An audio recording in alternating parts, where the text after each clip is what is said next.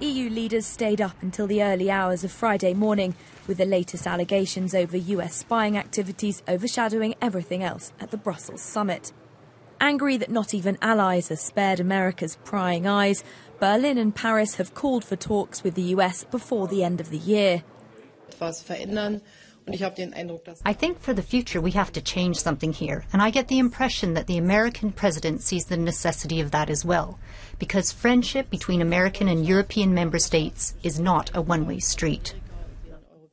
There are some behaviours and practices that cannot be accepted.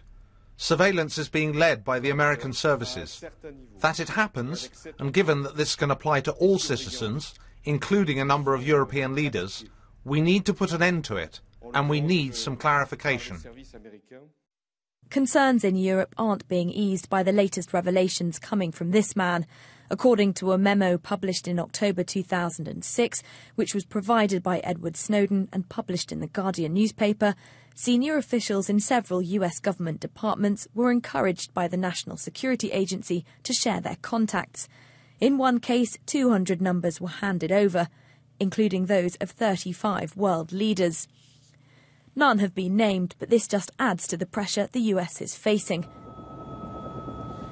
The NSA has been at the centre of Edward Snowden's leaks, and the White House has continually sought to justify its activities by emphasising the importance of keeping Americans safe.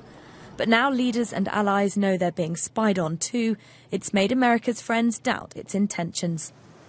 The US has a lot of explaining to do to keep its friends on its side.